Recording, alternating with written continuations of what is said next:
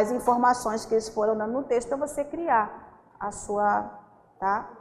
A gente sabe ao olhar que um parágrafo de 4, às vezes de 3 linhas, 4 linhas no desenvolvimento, a gente já sabe que tem alguma coisa errada, né? Você não conseguiria desenvolver com tão pouco espaço, com tanta coisa para falar.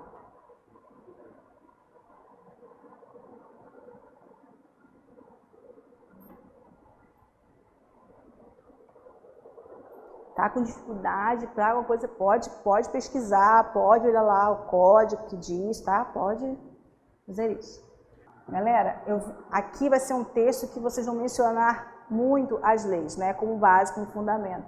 Então, variar um pouquinho nos conectivos de conformidade. Então, a gente fala muito segundo isso, segundo o Código Penal, mas vocês podem usar outras palavras, então vale a pena, não é? Diferenciar um pouco, colocar conforme, colocar consoante, até o próprio de acordo, né? Para não ficar sempre segundo o tempo todo, bom? A repetição dessa palavra.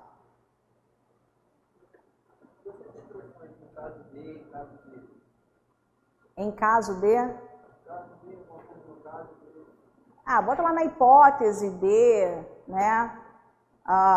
Porque você vai colocar, nem o colega estava falando, eu posso mencionar a história, a gente fica aquela coisa, né? A gente quer mencionar a história. Coloca na hipótese, na possibilidade de ter uma situação assim, né? E você coloca lá a parte da história que você quer trazer para fundamentar o que você está falando, tá?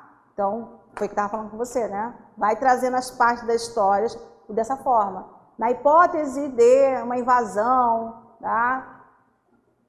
Vou chegar por partes aqui. Na história aqui, vamos ver se vocês conseguem acompanhar o raciocínio, tá? Ele conta uma história, mas tem horas que ele fala aqui que não tem prova. Cuidado, ele fala assim, olha, eles invadiram? Sim. Ele fala o seguinte, após o recebimento da denúncia que eles invadiram. Então, a gente não tem a informação de que havia, essa que é a sua dúvida, se havia uma investigação, não é? Se isso colaborou já para algo que já tinha sido investigado. Não. Então, a gente só tem essa informação. Foi após essa denúncia eles resolveram ir lá. Já erraram aí nesse ponto. Aí, vamos lá. Seguindo aqui esse raciocínio, ele fala com o objetivo de quê? E eles já foram com o objetivo de proceder à busca e apreensão de materiais e documentos. Eles apreenderam que supostamente utilizados por determinado hóspede em crimes relacionados à clonagem de cartões de crédito. Os materiais e documentos obtidos durante a invasão do quarto de hotel foram... pode ser considerado. Você tem as provas, sim, né? Porque ele fala que foram as provas, né? Foram as únicas provas. Então, eles encontraram alguma coisa ali, sim, tá? Foi. Mas vamos lá. Pela teoria, né, aí vamos voltar pela questão do processo legal. Você pode considerar essas provas que ele apreendeu de forma ilícita? E se você não pode considerar, então você teria que condená-lo só com base das testemunhas. Entendeu a lógica? Se as provas tivessem sido adquiridas de maneira legal, você juntaria os dois e aí você tinha base para a condenação. Mas tendo em vista que essas provas foram consideradas, né, foram adquiridas de forma ilícita, elas podem ser consideradas? E quando eu digo que elas não podem ser consideradas, então, o que sobra no processo? Só a testemunha. Porque... só que existe agora um novo entendimento para essa árvore envenenada.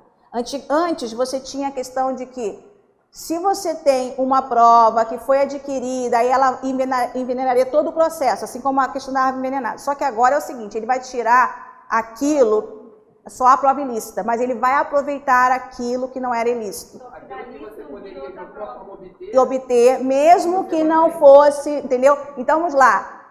Vamos imaginar que eles abrissem uma investigação com base na denúncia anônima, que não fizessem essa apreensão, mas com base na denúncia, chegar nas testemunhas.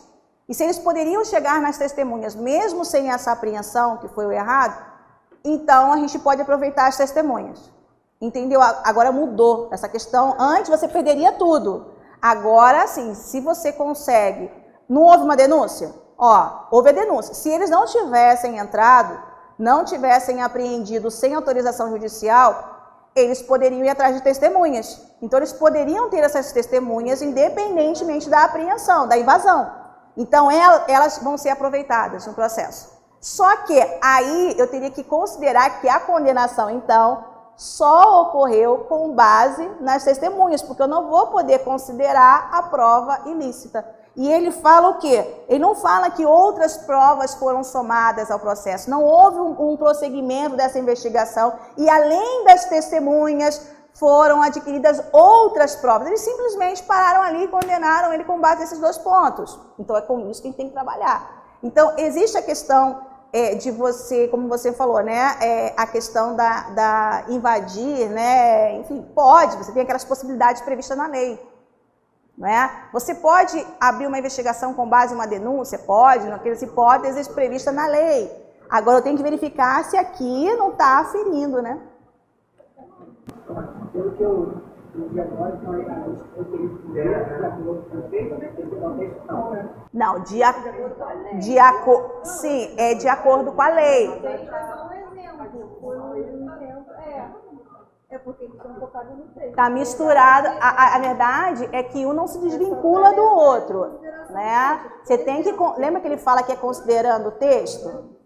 Então, se eu considerar o texto, eu vou admitir, então, se a condenação ela é legal, eu vou admitir, então, que ele foi condenado com base só nas testemunhas, não é? Por quê? Porque se eu tenho que desconsiderar a prova ilícita, e aí, esse tipo de condenação, ela é considerada legal ou ilegal?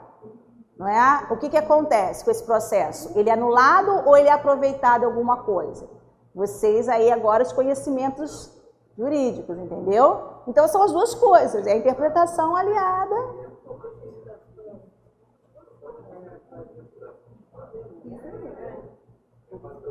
Eu acho que eles estão levando o pé da letra o texto. O texto é só uma base para você... Para vocês... Texto. Sim, que você fale, por exemplo, que... Não julgue. Isso, você não vai julgar a situação, mas que você trabalhe com os elementos que estão sendo trabalhados no texto. Então, se você admitir, você tem que admitir o seguinte, que na hipótese, não é? Na hipótese de você ter uma situação de uma investigação que tenha sido apresentada somente com dois elementos e um deles tendo que ser desconsiderado, você pode entrar até na questão que o outro pode ser considerado, visto que ele pode ser adquirido, né, sem o outro, não é? Mas que a condenação com base somente em testemunhas, com a fala de testemunhas, não é o suficiente nessa hipótese, né, ser anulado ou não, enfim, você vai discorrendo. Não é para eu pegar e ficar julgando, como vocês falaram, esse caso. É para eu usar ele, mas eu tenho que usar os elementos que estão aqui. Aí você tem várias armadilhas, né? Vocês estão vendo que aqui tem várias armadilhas. Por isso que eu falo que testa, às vezes, até mais seu conhecimento na área específica do que propriamente em língua portuguesa, né? É porque embaixo do que aplicáveis ao caso. Porque você tem muitos direitos e garantias. Você tem muitos direitos e garantias. Não teria como você produzir um texto falando de todos. Então, você vai trabalhar somente que tipo de direitos e garantias eu posso falar. Você vai discorrer sobre isso. Não necessariamente você vai trazer um caso. Você vai discorrer. E você pode trazer ele como se fosse um exemplo. Na possibilidade disso acontecer, ele é só como fundo. Não é julgar isso aqui. Isso. Eu sei que um passa praticamente pelo outro, mas você não pode. Então, enquanto você estiver falando dos direitos e garantias, né, você vai se focar naquela primeira parte ali, vai usar como base, como eu falei aqui, não é julgar, mas vai usar como base o quê? Você tem muitos direitos e garantias na Constituição, concorda? Mas você vai falar sobre todos? Não, especificamente você vai falar desses aí, esses pontos que a gente está falando, né? A questão de... a questão do asilo ser inviolável, mas aí explica um pouco mais a questão do asilo ser inviolável, que o asilo não é só a casa, não é? Mas que pode ser qualquer local considerado isso ou aquilo, não é? E na hipótese, não é, de da entrada de policiais tem que ser só durante o dia, mediante autorização, ou à noite, em casa. Então, ele está querendo que você fale sobre isso, ele não quer que você julgue esse caso, mas quer que use esses elementos aqui, tá? Então, e com relação aos direitos garantidos, eu estou falando muito do asilo e violar, mas não tem só esse, né? A própria questão da busca e apreensão aqui, sem autorização nenhuma. Alguém pode chegar na sua casa e sair pegando as coisas e sem autorização nenhuma? Supostamente ali é um crime, nem há um flagrante, é supostamente. Aí depois até acha, mas ele pegou sem autorização nenhuma, não é assim. Então ali também tem outro direito que é violado, e aí vocês vão... Em caso de flagrante delito, você pode, sem autorização judicial. Não, porque ele só descobre depois. Ele pega, apreende os equipamentos materiais que supostamente, eles não têm certeza, aí depois de uma perícia e tudo mais, eles descobrem que de fato ali tinha alguma coisa. O flagrante delito, você teria que chegar ali no quarto e ver ele na hora, copiando ali o cartão, fazendo alguma coisa, o processo. Tu pegou, abriu a porta e os caras estavam fazendo ali, cometendo o crime no ato. Não, você pegou, acabou encontrando, mas não foi em flagrante. Em flagrante teria que ser... Alguém passou o cartão e você percebeu ali que a pessoa estranhou alguma coisa, gritou, veio o policial e vê que realmente ali já tinha uma placa copiando. Seria um flagrante. Então, olha só, galera. Vou explicar novamente, porque não gravo. Mas, enfim, ele corta isso depois, né? Então, olha só, voltando aqui à explicação. Ele coloca a história para vocês, mas vocês não vão julgar, tá? Vocês não vão julgar a história. Então, visualiza, né, o leitor do seu texto como aquele que você vai explicar uma dessas garantias, tá? Um desses direitos fundamentais assegurado pela Constituição. Então, se você estivesse explicando a alguém, você vai usar essa história só como um exemplo, só como um pano de fundo, tá? Você pode, inclusive, começar falando que a Constituição, ela prevê lá, em um desses direitos, é o direito ao asilo inviolável, não é? Você pode explicar nessa hora que compreende isso não só a casa, tá? E que esse direito é complementado pelo Código Penal, tá?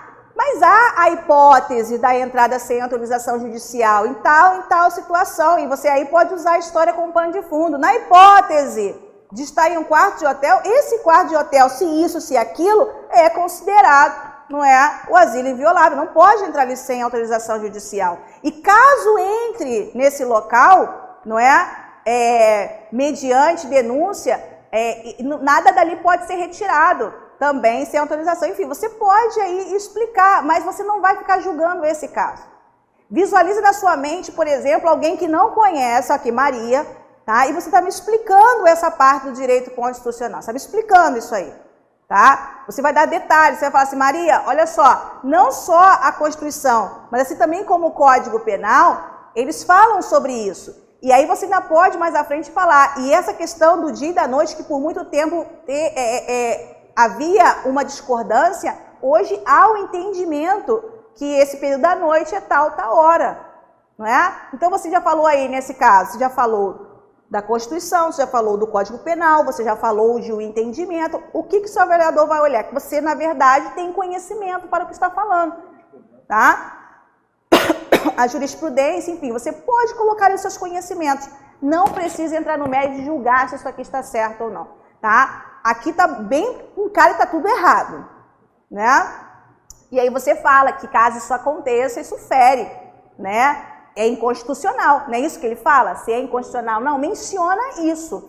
Fecha o seu parágrafo dessa forma, né? Que nessa hipótese seria um ato que fere, um ato inconstitucional. Então você colocaria dessa forma, tá bom? Então é isso, vamos lá. Bem, galera, olha só.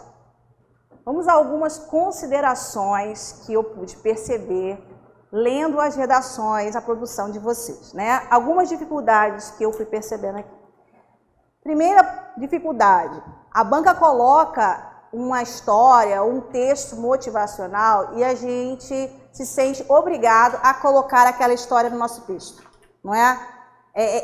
Você fica um pouco pressionado com relação àquilo ali. Cuidado, a orientação da banca é o que é falado abaixo. Ela quer que você trate de dois aspectos especificamente. Deixa eu pegar aqui até o material. que aí eu vou falar com vocês com base... Ó, então ela conta uma história para você, ela fala que é com base nessa situação hipotética que você vai redigir o seu texto. Quando ela fala isso, já cria aquela pressão de que eu tenho que mencionar a história.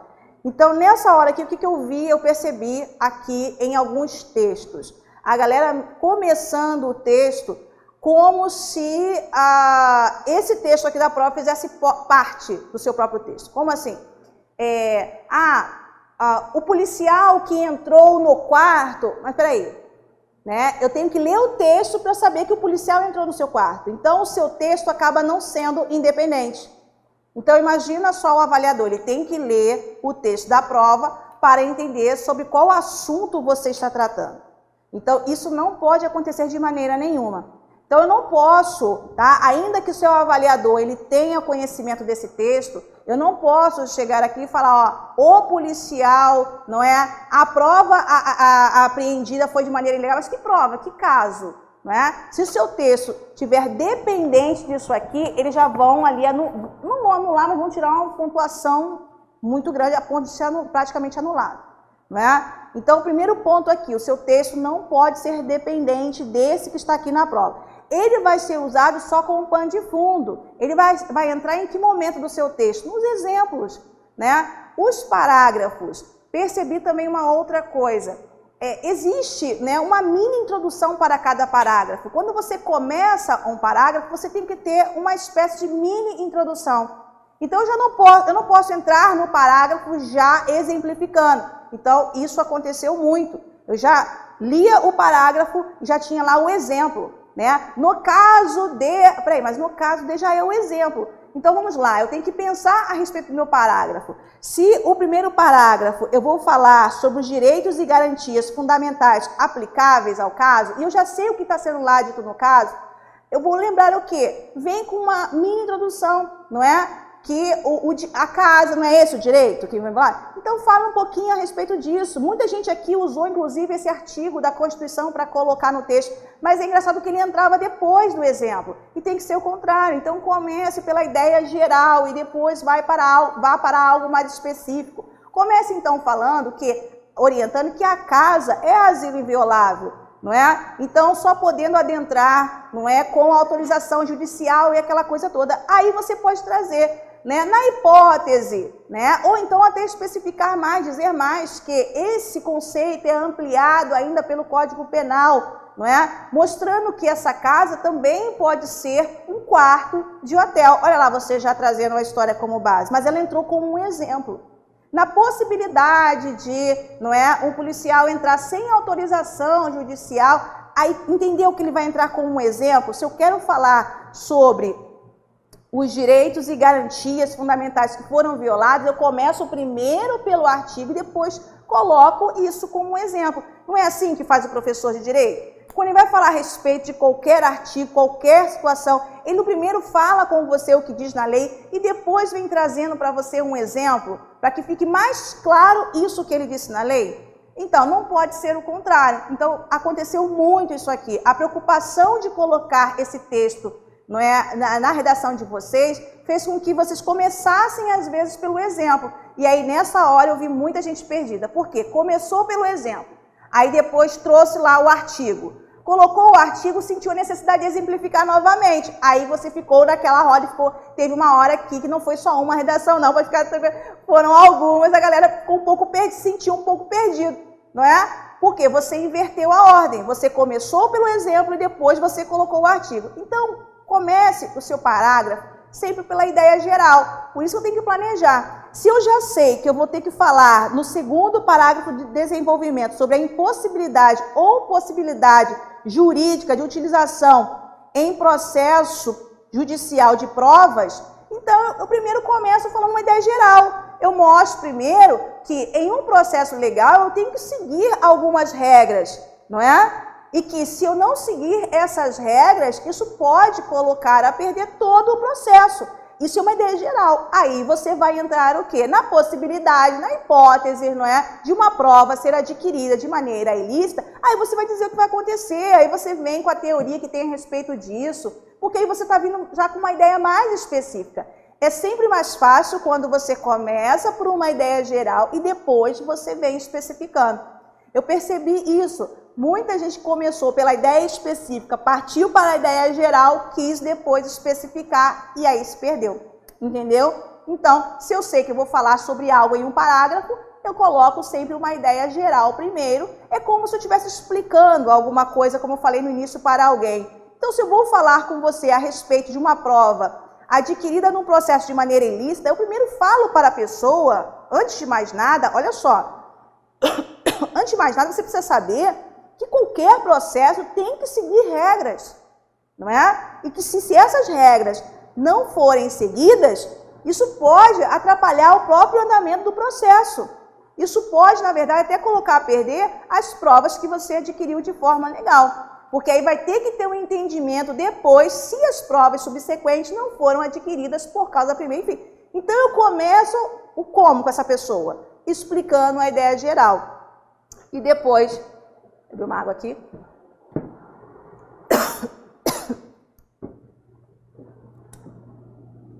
Eu venho com a ideia mais específica, tudo bem? Então, quando for montar os seus parágrafos, sempre pense nisso. Tá? Eu vou montar um parágrafo e eu já sei em que ponto eu quero chegar nesse parágrafo, não é?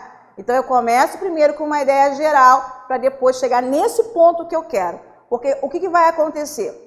Ou a galera aqui estava se perdendo, como eu falei, colocando uma ideia específica, colocava a ideia geral, depois queria especificar e aí ficava confuso, ou colocava só o exemplo e não tinha muito o que falar mais, e o parágrafo ficava bem curtinho, não é? Porque não colocava essa ideia geral. Então, eu tenho que explicar a pessoa. É como sempre falo aqui, lembre-se que você vai estar escrevendo para alguém que não é da área de direito. Outro ponto, tem gente que confundiu isso com explicar demais. Então, aconteceu de explicar palavras que são facilmente compreendidas, né? A gente estava conversando sobre a questão do flagrante, né? Então, e outras palavras que eu percebi aqui, tá? Então, claro que eu não estou falando de uma pessoa totalmente leiga, tá, galera? Então, assim, falar que eu não tenho que usar termos técnicos também não significa dizer que eu tenho que ficar explicando aquilo que a gente percebe também, tá? O que a gente fala aqui de explicação é se você, por exemplo, tentar e colocar lá a teoria da árvore envenenada. Se você colocar a teoria da árvore envenenada, quem conhece, né, essa área, ele vai conhecer essa teoria. Agora, eu, professora de língua portuguesa, vou corrigir o seu texto, o ideal é que você, para isso, coloque ali uma explicação, tá? Se houver necessidade, nesse caso não há, se você colocar lá, como eu coloquei aqui, né, algum termo, tá, específico que ali se aplica, tem que colocar uma explicação. Mas palavras mais comuns do nosso dia a dia não há essa necessidade. Explicar o explicado, você vai acabar caindo naquela questão do seu texto não ser conciso, não vai haver uma economia de palavras. Tudo bem? Outro ponto que eu também percebi aqui na correção das redações. Em alguns casos, por conhecer o código, por conhecer a história, já estavam colocando direto que não pode isso, não pode aquilo, mas no momento tinha lá, segundo a Constituição, conforme o Código Penal, entendimento do STF, em nenhum momento tinha uma referência. E isso é muito ruim, porque é justamente isso que está fundamentando o que você está dizendo. Lembre-se que até mesmo um advogado, quando vai, não é, montar lá a sua peça para enviar ao juiz, os dois conhecem os códigos, ainda assim ele não tem que fundamentar, não tem que colocar lá o artigo, eu não posso simplesmente que tem que soltar por isso, por aquilo não, tá? Eu tenho que fundamentar. Então, em algumas redações, eu percebi, não precisa colocar o artigo, mas em algum momento, se você está lendo o seu parágrafo, você mesmo pode se corrigir, leu todo o seu parágrafo, em nenhum momento você falou, né, em lei, nem falou em entendimento de nada, só por mais que você tenha falado algo coerente que é de acordo com a lei, você tem que mencionar isso, tá? É uma forma que você tem de fundamentar aquilo que você diz. Afinal de contas, o seu texto, ele aqui não é argumentativo, não tem a intenção de convencer alguém de algo, mas ele tem a intenção de explicar, de expor uma ideia. E quando você explica, você tem que fundamentar, não é? Então, por exemplo, vou dar aula aqui de língua portuguesa, e quando eu falo, por exemplo, da crase, em algum momento eu posso falar que há um entendimento de alguns gramáticos que naquela situação se aplica isso ou aquilo, não é? Então, o que eu quero dizer nessa hora? Que eu não estou tirando da minha cabeça. que eu estou falando isso, estou fundamentando o que eu estou dizendo. Então, eu percebi alguns parágrafos que estavam falando algo coerente, sim, mas que não tinha fundamentação em momento nenhum. Então, se preocupem com isso, tá? São os pontos que eu encontrei aqui, que se repetiram, bom? Bem, galera, vou terminar agora corrigindo algumas redações, mas o que a gente pode fazer também? Você pode colocar o seu nome na folhinha, tá? E eu posso fazer essa correção também depois, que acho que eu não vou conseguir corrigir todas as redações. Redação aqui, ó. Eu não vou conseguir corrigir, não vou dar conta, tem muita... Porque o que acontece? No início fica todo mundo produzindo, mas no final, quando vai ficando pronto, vai ficando todo mundo de uma vez. Então, talvez eu não consiga corrigir todas as redações a tempo, tá? Então, se você quiser, você pode colocar, porque tem gente que até passou a limpo. Então, se for esse o caso, você coloca o seu nomezinho ali, o número, porque aí eu te mando o contato pelo WhatsApp, tá? Não tem problema não, porque fez a redação até agora e não vai querer ter a correção? Claro que vai ter a sua correção, né?